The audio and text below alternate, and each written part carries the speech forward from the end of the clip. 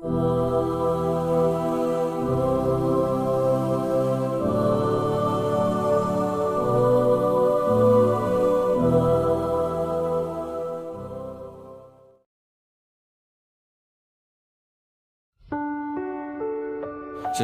hati itu adalah sesuatu yang paling mahal, hingga disebutkan di dalam sebuah athar bahwasanya Allah Subhanahu wa taala menyatakan di dalam sebuah kitab yang diturunkan, dikatakan bahwasanya la tas'uni ardi wala samai walakin yas'uni qalbu 'abdi al-mu'min.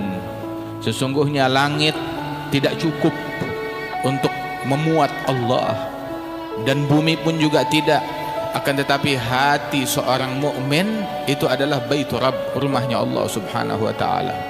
Nah, karenanya itu hati kita ini adalah tempat pandangannya Allah, di mana Allah memandang hati kita.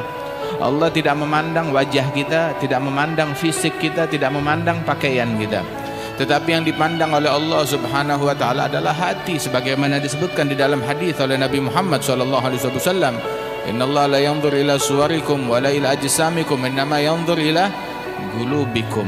Yang ditatap adalah hati. Sebagaimana kita malu kalau wajah kita ini ada kotoran di wajah kita, kita malu ketemu orang. Bahkan beberapa orang kalau ada jerawat tumbuh dia malu, minder. Bahkan lagi kalau seandainya ada terkena tinta di wajahnya dia malu. Maka bagaimana halnya hatinya tatkala dia gunakan menghadap Allah, sebab hati itu yang dilihat oleh Allah Subhanahu wa taala. Tidakkah seseorang malu ketika Allah menatap kepada hati orang tersebut, didapati di dalam hatinya ada dengki, ada iri, ada cinta kepada hal-hal duniawi, ada riya, ada ujub, ada banyak penyakit hati. Ketahuilah, penyakit hati itu lebih dahsyat daripada penyakit badan. Apa penyakit badan yang paling parah? Kanker. Kanker, orang begitu meninggal dunia udah sembuh kankernya, nggak perlu ke dokter lagi, nggak perlu ke dokter, nggak perlu nebus obat, nggak perlu kemoterapi lagi, udah sembuh, selesai sudah kalau sudah meninggal dunia. Tetapi penyakit hati justru kematian bukan akhir dari penyakit hati. Kematian adalah awal dari akibat yang diterima oleh seseorang yang hatinya sakit.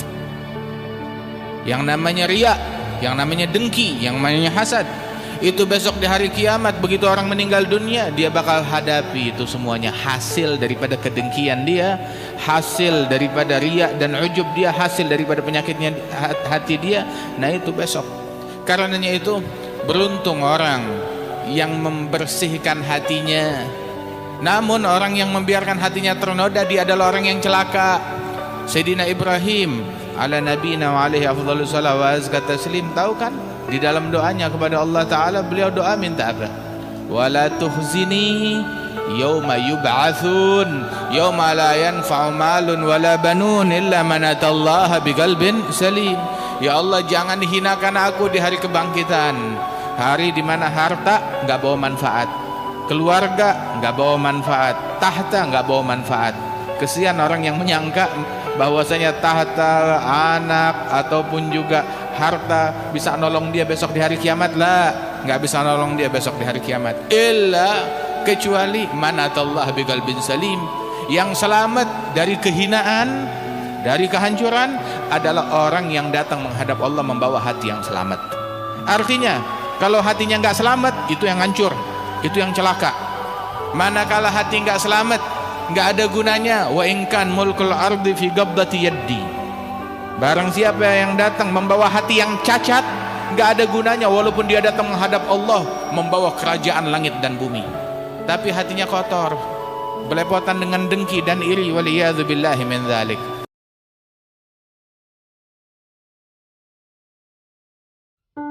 Wa ma umiru illa liya'budullaha mukhlishina lahuddina hunafa.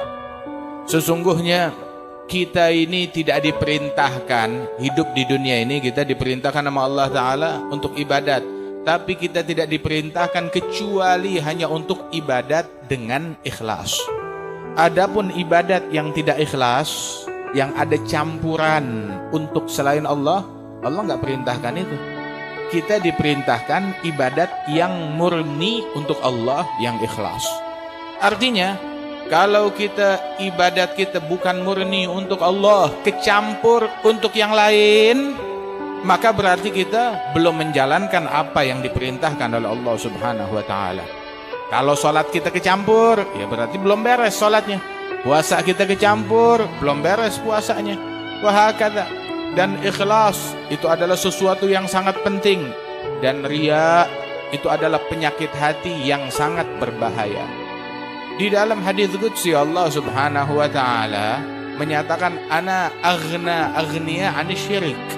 Aku adalah yang paling tidak butuh daripada perkongsian. Artinya, kalau ada seseorang dia beramal, dia niatin amalnya, sholatnya, ibadatnya untuk Allah, ya sekalian deh biar dipuji sama tuh orang. Berarti sekalian kan, Allah dan yang lainnya. Begitu. Dia lakukan amalan bukan buat Allah murni, tidak, tapi buat Allah dan buat makhluk. Maka Allah bilang, aku yang paling kaya, aku nggak butuh, silakan ambil amalannya itu buat dia, minta pahalanya dari dia, jangan minta dari saya. Nggak butuh, kata Allah Subhanahu wa taala. Karenanya itu riya. Apa itu riya? Al-amal li ajlin nas, beramal karena makhluk, karena manusia. Riya atau sum'ah artinya dia ketika beramal ibadat, rasanya nggak cukup kalau Allah doang yang lihat. Nggak cukup kalau dia beramal, Allah doang yang lihat, Allah doang yang tahu, kurang. Fulan mesti tahu, media mesti tahu, dia mesti tahu, pengen semua orang tahu. Bahkan puncaknya, Allah nggak tahu juga nggak apa-apa, yang penting manusia tahu saya beramal. Na'udzubillah min dzalik. Ada gak yang kayak begitu? Waliyadzubillah min dzalik. Ini penyakit hati yang mana kita sekarang perlu berobat. Bersihkan hati kita dari penyakit yang semacam ini, dari penyakit riya. Saudara-saudara sekalian, sesungguhnya mereka orang-orang yang riya, manakala mereka beramal, bagaimana amalan mereka bakalan diterima oleh Allah Subhanahu wa taala. Dulu tuh Rasulullah SAW menyebutkan awal man tusa'ar bihimun nar, orang yang pertama dibakar di api neraka. Dalam Sahih Bukhari, dalam hadis sahih, itu disebutkan orang yang pertama dibakar di neraka itu ada 3. Yang pertama ulama, yang kedua mujahid, pejuang, yang ketiga dermawan, yang berinfak, yang bersedekah. Apa yang salah dari ulama? Apa yang salah dari mujahid? Apa yang salah dari penderma? Apa yang salah dari mereka? Jihadnya betul, ilmunya betul, dermanya betul, nggak salah tempat. Cuma yang salah hatinya. Dalam hadis Rasulullah menjelaskan bagaimana Allah Ta'ala nyatakan bahwasanya ini dia gunakan ilmunya biar disebut dia adalah orang yang berilmu, orang yang alim, orang yang hebat, biar dipuji oleh masyarakat. Yang satu lagi, dia berjihad tujuannya biar disebut sebagai pejuang, pahlawan, pemberani. Yang satu lagi biar dipuji kalau ini dermawan, dapat pujian dari masyarakat. Itu sampai dikatakan dalam riwayat, dalam athar, bahwasanya sesungguhnya Allah Subhanahu wa taala tuh membagi-bagi rizki. Dan sebagaimana Allah membagi-bagi rizki itu ada macam-macam. Ada rizki harta, ada juga pujian. Pujian manusia itu juga dibagi-bagi.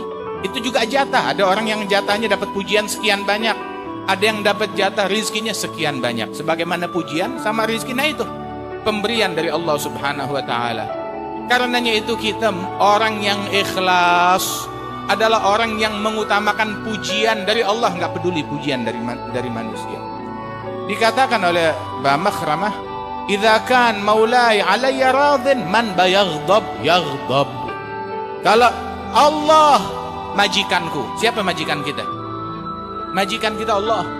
Kalau Allah Tuhanku, majikanku, sayyidi wa maulai, Allah ridha kepadaku, yang mau marah-marah, yang mau ngambek-ngambek, yang mau ngamuk-ngamuk, yang penting Allah Ta'ala ridha kepada kita.